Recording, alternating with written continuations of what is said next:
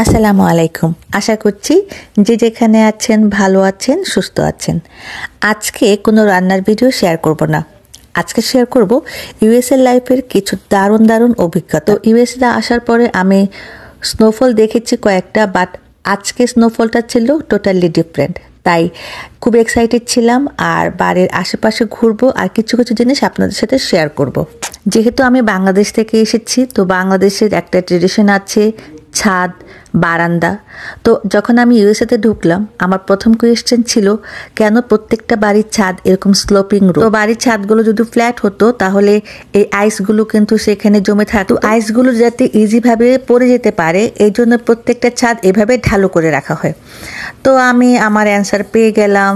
তো আমি ঘুরছি, তো চারদিকে এরকম শুভ্র সাদা এত ভালো লাগছিল, মনে হচ্ছিল কোনো মুভিতে ঘুরছি, কোনো একটা ইমাজিনারি ওয়ার্ল্ডে ঘুরছি। পুরো একটা হ্যাভেনলি এনভায়রনমেন্ট ছিল, মনে হচ্ছে অ্যালিস ইন দ্য ওয়ান্ডারল্যান্ডে ঘুরছি। অনেক ভালো লাগছিল। তো ঘুরতে ঘুরতে আমি হঠাৎ করে এই গাছটা দেখতে পারলাম। তো নরসিংদীতে আমার একটা শিউলি ফুল গাছ ছিল, আমি গাছটাকে আসলে অনেক মিস করছি। পুরাই মনে হচ্ছিল বেলি ফুল ফুটে আছে, যদিও এটা সম্ভব না। তো এই সাইডটায় আসার পরে আমি এখন বলছি কেন আমার কাছে মনে হচ্ছিল হেভেনলি। এই যে এই এরিয়াটা, এটা আমার বাসার পাশে একটা ফরেস্ট। তো এখানে যে একটা এনভায়রনমেন্ট আছে সেটাকে কেউ কখনো হাত দেয় না।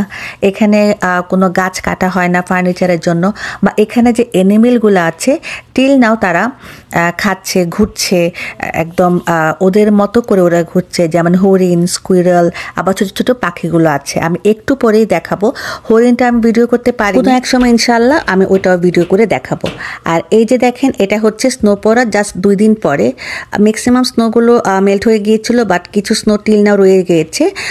এই যে ছোটো ছোটো পাখিগুলো দেখেন এখানে ঘুরছে, আর মাঝখানে কিন্তু 2টা স্কুইরলও দৌড় দিয়েছে। এটা ভিডিওতে হয়তো দেখা যায়নি। তো ওরা ওদের মতো করেই কিন্তু আছে।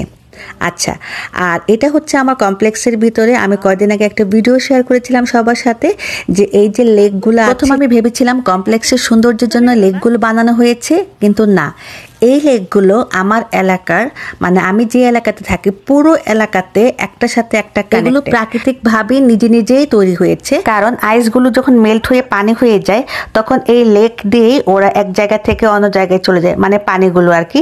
আর পানিগুলোর স্রোত তো আপনারা একটু আগে দেখতেই পারলেন, এত সুন্দর স্রোত থাকে।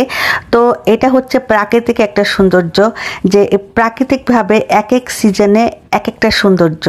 যখন আইসগুলো মেল্ট হয়ে যায় তখন লেকের সৌন্দর্যটা একরকম থাকে, আবার দেখেন যখন এটা স্নোফল হয়, এই আইস হয়ে যায়, এটা সৌন্দর্য কিন্তু অন্যরকম। আসলে প্রাকৃতিক সৌন্দর্যটাই এত সুন্দর হয়ে আমাদের চোখের সামনে আসে। আলহামদুলিল্লাহ, আমার তো অনেক ভালো লাগে। আশা করছি আজকের ভিডিওটা আপনাদের কাছে অনেক ভালো লেগেছে, আর ভালো লাগলে অবশ্যই লাইক, কমেন্ট আর শেয়ার করতে কিন্তু ভুলবেন না। আল্লাহ হাফেজ।